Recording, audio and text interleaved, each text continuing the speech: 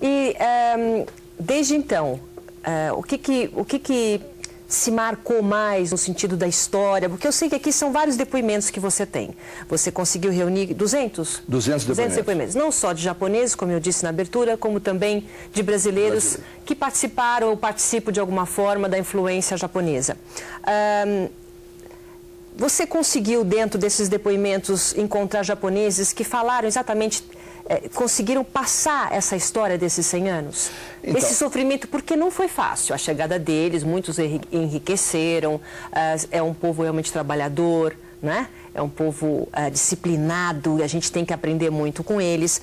Mas você conseguiu saber exatamente o outro lado, o lado das dificuldades que eles passaram por aqui?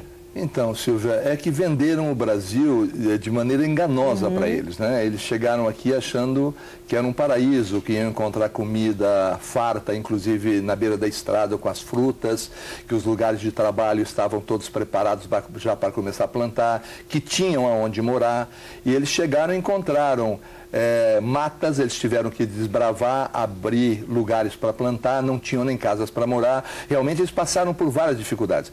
Agora o interessante é que a maioria deles que veio para trabalhar 5 anos. Era um contrato? Era um contrato para 5 anos. Tá. Obrigatoriamente tinham que ficar 5 anos. A partir de 5 anos eles podiam voltar. E eles achavam que iam voltar ricos.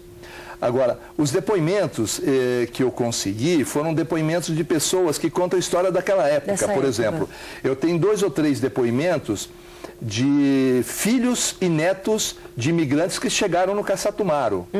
Então eu tenho depoimentos de imigrantes que chegaram posteriormente ao Caçatumaro.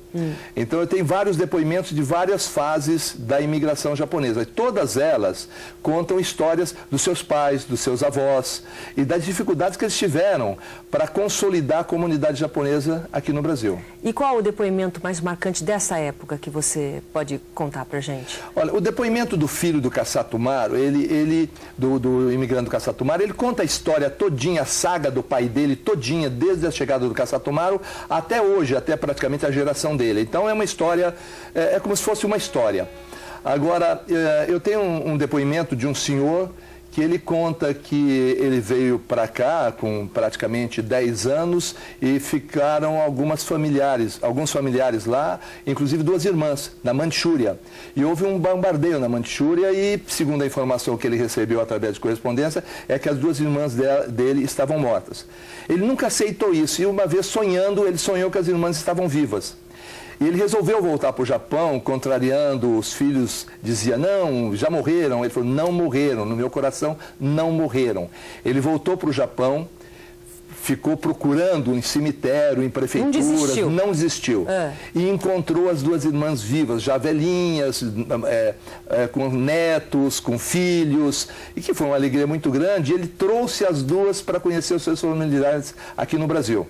Então tem histórias bonitas, e como tem histórias tristes, de um senhor que deixou a filha de 16 anos e falou, filha, eu vou para o Brasil, vou voltar em 5 anos, você fica aqui que eu vou voltar e vou te dar uma vida melhor aqui.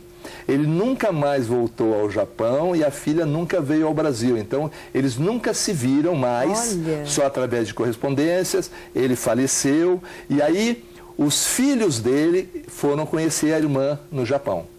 Então, essas separações ocorreram muito. Mas dessa época de depoimentos, dessa época de início, né, da imigração, o que se deixa aqui de resultado? Muito melhor do que pior. As pessoas, os japoneses, eles se sentem em casa, eles se sentem felizes e não se arrependem dessa imigração. Então, eu tenho 2 situações, né, que estão também no livro, né, de um casal de japoneses já idosos que resolveram voltar para o Japão.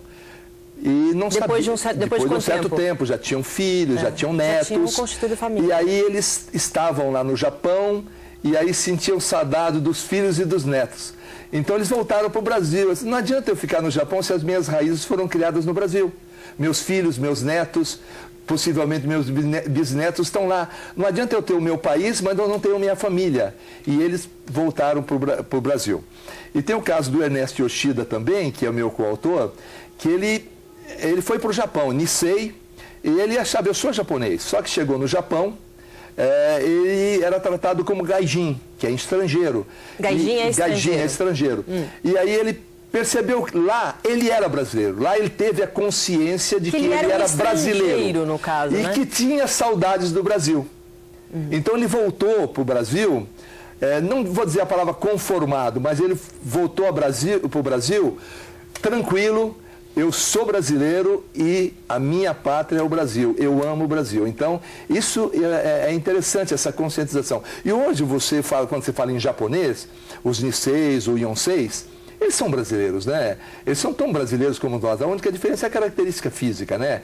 Eles adquiriram até os bons e os maus hábitos dos brasileiros, né? E é rápido, né? É rápido. Porque o Brasil, independente das dificuldades, o Brasil acolheu muito bem o povo japonês. E eles se sentem felizes e homenageados, né, pelo que está acontecendo. No outro livro, São Paulo, 450 Razões para Amar, eu criei uma frase que dizia assim: São Paulo é um coração a pulsar, porque parece que a cidade pulsa o tempo todo, né? Esse trânsito, essas pessoas, tá? Aberto a nos acolher, porque eu também sou migrante, eu sou do interior. E eu acho que o Brasil é um coração a pulsar, aberta a acolher os imigrantes, né? E de uma maneira incrível, né? Porque você vê que os japoneses foram rejeitados inicialmente na Austrália, no Canadá, nos Estados Unidos, e o Brasil acolheu de braços abertos, né? Tá.